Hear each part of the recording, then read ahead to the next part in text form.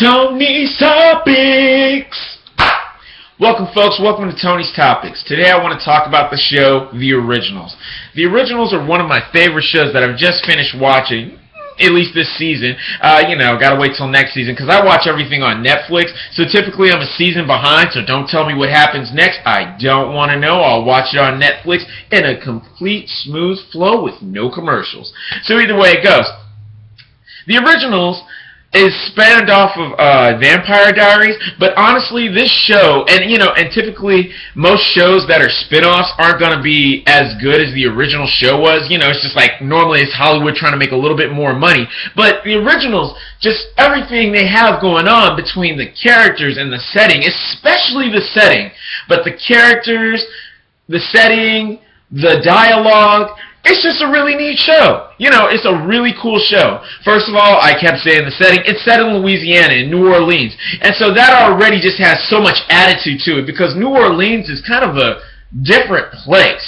When you add in the music and just the general look of the city, and then, some things that are acceptable in that city that are not acceptable in other places, it's almost like going to New Orleans is almost kind of like going to a foreign country. It's like, is this still in the United States? Kind of a different feel with New Orleans. And so they tap into that aspect. Although I've yet to see. I don't know if I've seen anyone of a Creole origin on that show, but I was more or less looking for some dark complexioned people with different colored eyes because I've heard that runs with Creole folks, and I knew somebody back in college who had that going on. So I was kind of looking for if they were going to tap into that. Either way it goes, between the above ground cemeteries, the music, the building structures, it's just a beautiful setting. So let's get into the main characters that make the show pop off. Number one is Elijah, and I'm going to say Elijah first because even though the show touts him as a side character, he was the first original vampire that showed up on the Vampire Diaries show. And when he showed up, he was like so cold-blooded. Like, the vampires are fast, and Elijah is just faster than fast. He's killing off other vampires like it's no big deal, just ripping out hearts and no biggie. Like it was just effortless for him. So he just had this original too cool for cool gangsterish pose. It was just above, I'm just above this, just the next level kind of thing.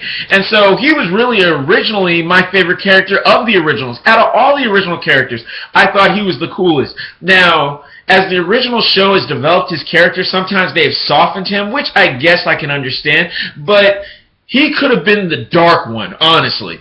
Now, next character is Klaus, who's kind of like the wild boy, more or less. And I really, the darker they make Elijah, I think it's just the better it is for the show. Sometimes they've lightened him up just a little too much. They've made him a little too good, The next guy up is Klaus, who's like the wild young brother who's, just a maverick and you don't know what he's going to do. And a part of me wonders, for somebody who's been around for 1,000 years, wouldn't they have a little bit more maturity? But maybe not, maybe if they're just that, who cares? I want what I want. Give me what I want. I'm going to be around anyway. Give me what I want. So I can buy it. Last is Rebecca, who's the lover. Rebecca's in and out of relationships and stuff like that left and right. And so, she has a cool relationship with my man, Marcellus, who is, I hate how they weaken my guy, because number one, this guy's if you haven't watched the originals, you've got to watch the originals just to hear Marcellus's voice. It's like he's got auto-tuner in his voice or something, and like, how Tupac had like that, like it was an echo behind his voice? Marcellus has got that same thing going on. Whoever that actor is, that's cool. Either way it goes. So, but they kind of weakened him because he's not an original, so he just kind of gets smacked around later on in the season. So, I mean, I guess I'm still on season 1. Yeah, they're probably on season 2 now, whatever. So all in all, the characters are cool, the setting is cool, the storylines are cool, the different factions that they have coming in are cool. If you haven't seen that show, see that show. If you're a fan of Vampire Diaries, you must see that show, because that show is neat. I mean, I even like how they changed up, the boundaries of what witches can do and the boundaries of this. Although the one thing I kind of keep hating on in all these, vampire, werewolf, witch shows is they always keep going with the dog jokes.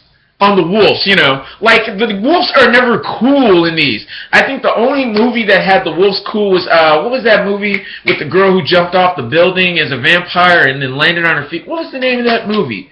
What was the name of that movie? It wasn't From Dusk Till Dawn. You know what movie I'm talking about. Everybody knows. Midnighter, Nightlander. You know what I'm talking about. The girl with the guns and she was a vampire and yada yada. Either way it goes, that was like the only movie where werewolves actually had kind of respect. After that, it's like they're just some dirty dogs. In Twilight, they're the dirty dogs. You know, I mean, balance out your characters so it makes it a fair fight, you know, instead of just, oh, they turn once every full moon. They're no threat. Ha ha! You know, oh, and they can't control it either. Ha ha! And some of them go insane and they're out of control. Ha! I'm like, you're weakening down your character to the point where they're of no effect. You know, so it's like, anyway. But that's my take. That's it for Tony's Topics. Tune in next time.